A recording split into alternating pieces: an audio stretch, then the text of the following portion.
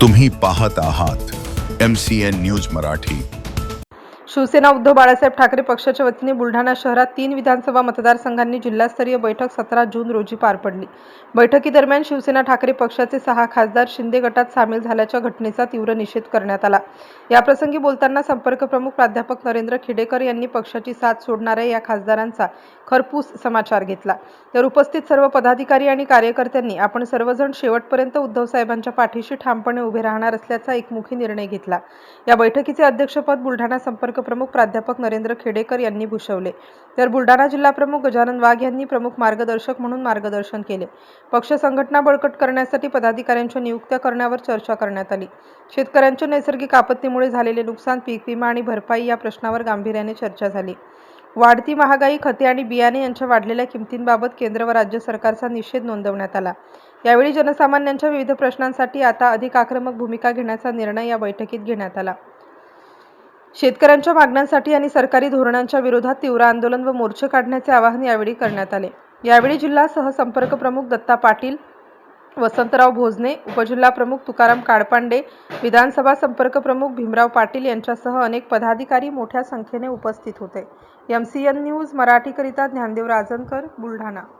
आजचा दिवस हिंदू सूर्य महाराणा प्रताप यांची जयंतीचा आणि आजच या ठिकाणी महाराष्ट्राला जी सुराजी पिसाळापासून गद्दारीची कीड लागलेली आहे ती पुन्हा एकदा शिवसेना उद्धव बाळासाहेब ठाकरे यांच्या पक्षाचे 6 खासदार गद्दारी करून त्या महागद्दार एकनाथ शिंदे याच्याकडे गेले आणि यांना सगळ्यांना मोदी शहाची फूस आहे। लोकशाही संविधान हे जिवंतच ठेवायचं नाही, पैशाचा वारेमाप वापर करायचा, कोणाला मंत्रिपदाची आमिषं द्यायची, कोणाला 50 खोके द्यायचे, कोणाला राजकीय भविष्य तुमचं आम्ही शाबूत ठेवू, तुम्हाला पुन्हा 29च्या निवडणुकामध्ये निवडून आणू असे आश्वासनं द्यायचे आणि कुठंतरी लोकशाहीचा गळा घोटायचा,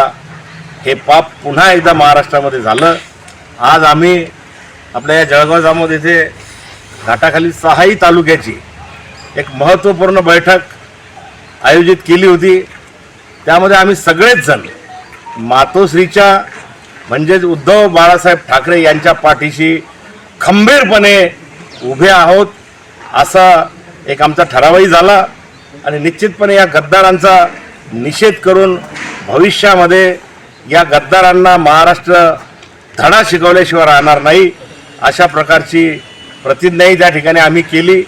आणि म्हणून मी आजच्या दिनी आपल्या सर्वांना आवाहन करतो की हे जे गद्दारीचं बीज आपल्या राज्यामध्ये फोफावू पाहतंय त्याकडे आपण सगळ्यांनी कटाक्षाने लक्ष ठेवून येणाऱ्या काळामध्ये यांना घरी बसवण्याचं काम केलं पाहिजे असे आवाहन करतो। यांना जर जायचंच होतं तर मागच्या वेळेस मोदी शहाच्या विरोधात, या मिंदे गटाच्या विरोधात या 6 खासदारांना कौल मिळाला होता आणि आज जर पुन्हा ज्यांच्या विरोधामध्ये लढून आपण निवडून आलो त्या जनतेचा प्रतारणा करणं, त्या जनतेचा विश्वासघात करणं हे या ठिकाणी योग्य होणार नाही। पण त्यांना जायचं तर खुशाल जावं, परंतु जनतेच्या न्यायालयामध्ये जो विजय त्यांना उद्धवजींच्या चेहऱ्यावर मिळाला होता त्या या ठिकाणच्या लोकप्रतिनिधीचा राजीनामा त्यांनी प्रथम द्यावा आणि पुन्हा मिंदेच्या मोदी शहाच्या भरोशावर उभं राहून निवडून येऊन दाखवावं, हे चॅलेंज सुद्धा आम्ही या ठिकाणी आमच्या पक्षाच्या वतीनं करतो।